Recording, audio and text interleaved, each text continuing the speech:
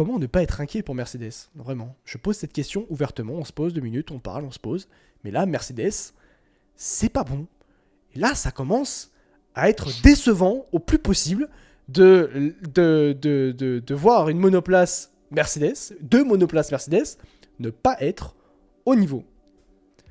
Peut-être que je suis dur, vous en dites ce que vous voulez, j'ai l'impression d'être dur, mais je trouve que finalement pas tellement, dans le sens où pour moi, Lewis Hamilton qui termine, excusez-moi, 9ème du Grand Prix d'Arabie Saoudite, non, c'est pas acceptable. George Russell qui termine 6ème du Grand Prix d'Arabie Saoudite, non, ce n'est pas acceptable. Je sais pas ce qui se passe du côté de chez Mercedes, mais là, ça devient extrêmement inquiétant. La W15 ne fonctionne pas autant que l'on aurait espéré.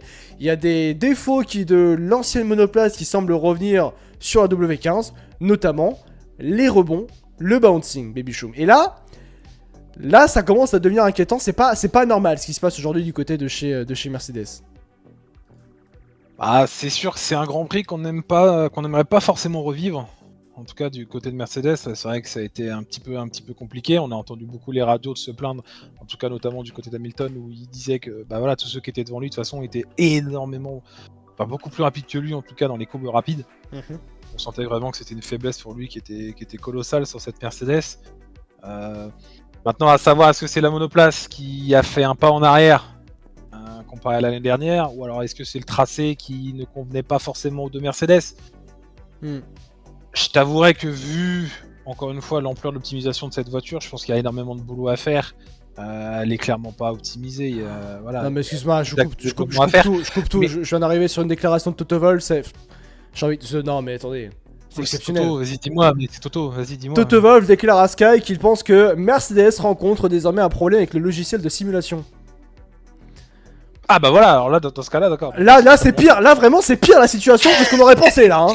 Non mais là, vous êtes en train de me sortir... Non mais Mercedes, comment ne pas être inquiet? On est en train de me sortir que maintenant... Oh mais c'est fou, impossible cette écurie. Là, mais après, il faut... Vas-y. Relativise un peu aussi, c'est ce que j'allais dire de toute façon, et Vetica l'a dit dans le chat, c'est que Mercedes à Jeddah... Oui, depuis la présentation, c'est pas non plus une franche réussite, tu vois ce que je veux dire? Pas de soucis, d'accord, mais là, c'est au-delà de ce qui se passe aujourd'hui à Jeddah. Je suis désolé, mais cette déclaration me rassure pas du tout, hein. Et du coup, il faut se reconcentrer sur l'humain, mais se reconcentrer sur l'humain quand tu as un pilote qui soit numéro 1 et qu'apparemment il est pas encore prêt pour certains, et voire peut-être même en interne, et que t'en as un autre qui a déjà la tête chez Ferrari. Bon, bah peut-être que la saison va être longue et que peut-être que certains Grands Prix seront beaucoup plus longs que d'autres. Ouais. Mais en tout cas, aujourd'hui, pour moi, ils sont là où la voiture leur permet d'être, c'est-à-dire à la bataille avec McLaren, en fait. Bah on sent ça qui dit Mercedes ultra décevant. J'avais dit que la trouvaille de l'aileron avant n'était que le reflet d'un manque de compréhension de l'effet de sol. Vous disiez Baron Rosso notamment. Oui, et puis au final on rend compte que ça a pas d'impact. Enfin bref, c'est un truc qui est là, qui est pas là, ça change pas grand chose. Ouais. Tu vois. Mais c'est juste que bah, pour moi, ouais, ils sont là où ils doivent être, quoi, malheureusement, avec ce qu'ils ont. Et qu'il y a encore beaucoup à bosser, quoi. Ouais. Leur force de rythme de course qu'ils avaient l'année dernière, malgré une voiture aussi qui n'était pas non plus flamboyante, vu le standing de Mercedes, bah, cette année ils l'ont perdu, ça. Ouais. Cette année ils l'ont perdu, on le voit sur les fins de relais où elle s'écroule totalement, quoi. Il y a moins de sérénité en fait du côté de chez Mercedes. Je sais pas si on est à court d'idées ou quoi ces derniers temps, mais en tout cas voilà, se battre avec McLaren, ça va être l'objectif de ce début de saison. Et encore, c'est difficile de se battre avec McLaren. Hein. Lewis Hamilton, il tient à Piastri, mais parce que c'est le talent de Lewis, hein, clairement. Hein. Bah, peut-être, je sais pas. Oui, sans doute. C'est sûr qu'après, ça a été très compliqué de se battre avec eux, comme il l'a dit. De toute façon, il était en difficulté dans les courbes. Donc, quand t'es en difficulté dans les courbes, c'est-à-dire que tu prends du retard à l'entame de la ligne droite et que du coup, t'as beau avoir ton DRS, mais t'es trop loin. Donc, ce qui fait que tu mets, je sais pas combien de tours à dépasser une voiture, alors que t'auras peut-être mis 3-4 tours l'année d'avant, quoi, tu vois. Ouais. Donc il y a énormément de boulot, évidemment. C'est pas nouveau, Et c'est juste que là, t'as 2 ans pour corriger ce problème, et qu'en 2026, tu reviennes performant. Mais, encore une fois, on est à Jeddah. C'est que la deuxième course. Ouais, mais Bahreïn aussi, c'était très décevant. Hein. Je suis très honnête. Hein. Mais après, tu vois, c'est comme Alpine. Quand tu vois les performances de Mercedes là, tu te dis que ça peut que mieux aller. Oui, en tout cas, on le souhaite, tu vois. Et le mieux, c'est après, à terme, au fur et à mesure de la saison, c'est d'être devant McLaren.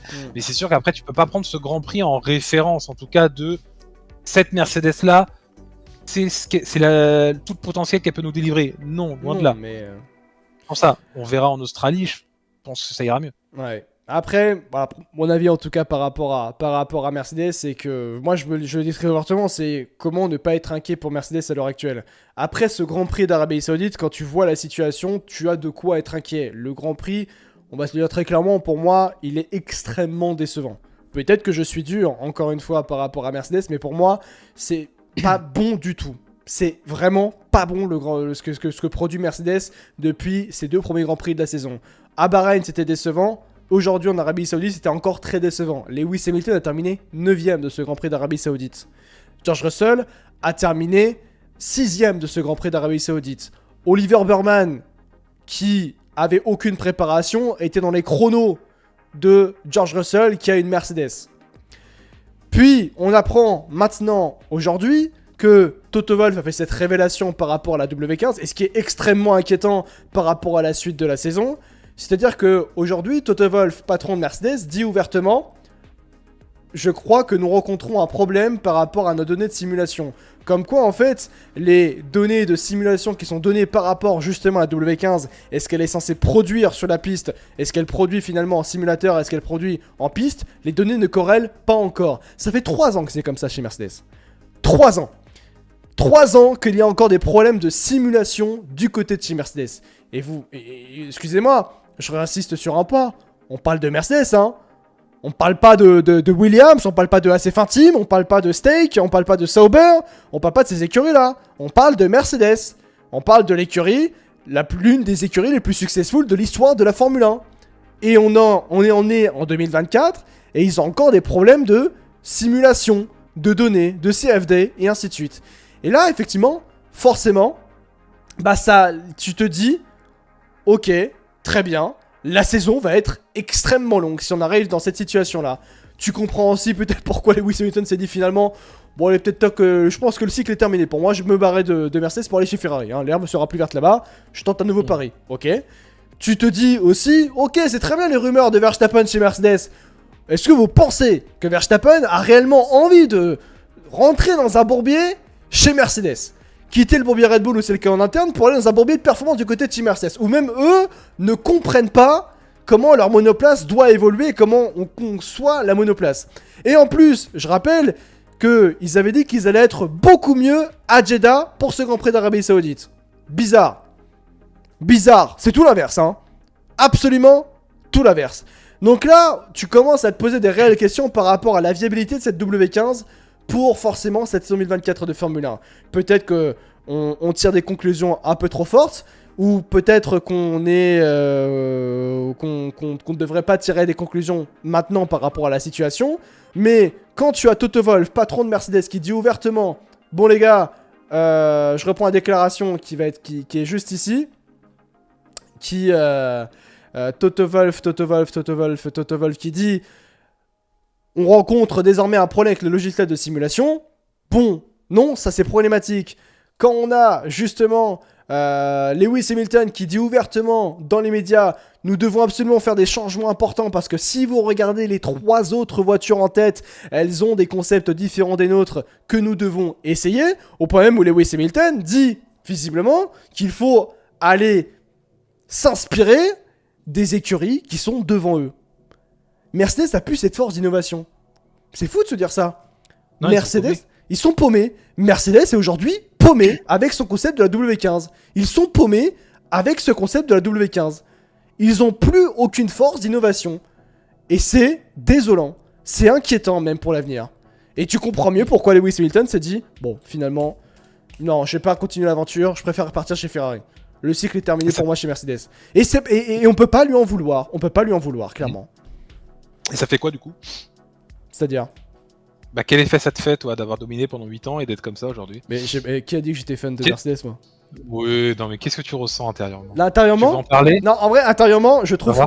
Je suis pas. Alors, vraiment, j'insiste sur un point. Je suis pas ingénieur en Formule 1. Je suis pas pilote de Formule 1.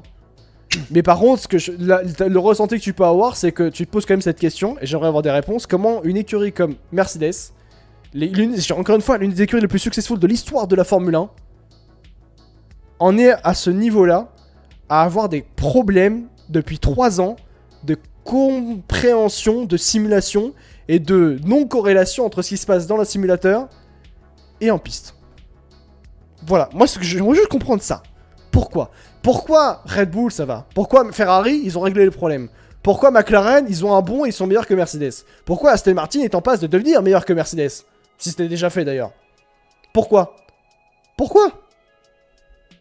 Ça fait mal, hein. Mais non, mais ça fait mal. C'est pas une question que ça fait mal, c'est que je veux comprendre. Je veux comprendre. Mais pourquoi. non, mais je sais bien, je suis passé par là aussi, de toute façon. Hein, Ouais. T'inquiète, hein. Ça fait très très mal de subir ça, de toute façon, même en tant que fan, même extérieur, tu vois, ou même si tu t'impliques pas forcément, tu comprends pas d'un coup Ouais. pourquoi t'as autant dominé et que du jour au lendemain, t'arrives là et tu fais P9, enfin, c'est le plus champion du monde, il fait P9, je fais, c'est quoi ce délire en fait? Ouais. Mais c'est juste que bah, les fins d'hégémonie, généralement, elles font mal. En fait. Elles font très mal. Et que le renouvellement, bah, il a du mal à se faire. Et quand le renouvellement, il a du mal à se faire, et qu'en plus de ça, tu loupes une nouvelle réglementation, bah derrière, tu en chies pour revenir au sommet. Ouais. Et là, on est dans une situation aujourd'hui où Mercedes se cherche. Ils vont perdre Lewis Hamilton, ils vont perdre des ingénieurs. Oui. On verra après si Toto Wolff y reste par la suite ou pas, on sait pas, mais voilà, il va y avoir beaucoup de changements au sein de cette écurie. Et c'est sûr que c'est pas un environnement forcément propice à pouvoir performer en soi, à pouvoir tirer le meilleur de cette écurie et notamment de cette voiture. Maintenant, je trouve encore une fois, ce que je redis, c'est que je trouve que c'est encore un petit peu tôt sur cette saison pour tirer la sonnette d'alarme. Je vais attendre un petit peu de voir les prochaines courses, de voir comment que ça se passe et ce qu'ils peuvent apporter, par exemple, d'ici Barcelone sur cette voiture. Ouais. Mais c'est sûr que ça te complique les choses dans l'optique de revenir au sommet. Ouais. Dans cette situation où Mercedes est aujourd'hui. L'équipe d'ingénierie de Mercedes n'est juste peut-être plus haut niveau, y compris peut-être James Allison. Alors je suis pas d'accord pour James Allison. James Allison vient en partie de revenir par rapport du côté de chez Mercedes. Donc je mettrai pas James Allison dans tout ça. Mais c'est vrai qu'il y a aussi le cas de quand tu dis à Lewis Hamilton, bon, tu as tort, tu te tais. Nous on sait concevoir une monoplace. Bon, voilà. Déjà, il y a ça aussi. Et puis Russell qui termine 6ème. Bon, voilà par rapport à Mercedes. Moi, en tout cas, je tire la sonnette d'alarme. Je trouve que c'est pas normal ce qui se passe aujourd'hui. Je pense que du côté de Mercedes aussi, on est en train de se dire que c'est pas normal ce qui se passe. Ils ont aussi sacrifié Lewis Hamilton, on va dire ça ainsi. Il a fait ce qu'il a fait, ce qu'il avait tenté de faire, mais voilà. Et au final, on est déçus qu'ils soient pas au sommet, mais ils sont quand même 3ème force du plateau. Pas du tout, mais c'est pas du tout 3ème force, hein. Ah non, du tout, hein. Pour moi, non. Pas du tout 3ème force du plateau aujourd'hui, hein. Non, c'est la 4ème. C'est la 4ème force. C'est derrière McLaren. Hein. Sur ce Grand Prix, Aston Martin, attention aussi, hein, parce qu'Alonso il te fait un taf aussi, il te fait un boulot, il tient Russell. Hein. Voilà, nuance. Ouais. oui, nuance, bon. s'il te plaît. Ok, Alonso Martin, si vous voulez. C'est bon. Voilà. Ouais. Mais voilà, donc, voilà. Mais en tout cas, ding, on tire la sonnette d'alarme par rapport à Mercedes, du moins de mon côté. Baby Shroom veut attendre encore quelques temps pour tirer la sonnette d'alarme du côté de chez Mercedes. Mais ce qui est clair, on est tous d'accord, c'est inquiétant ce qui se passe. Ce qui se passe du côté de chez Mercedes. Donc voilà.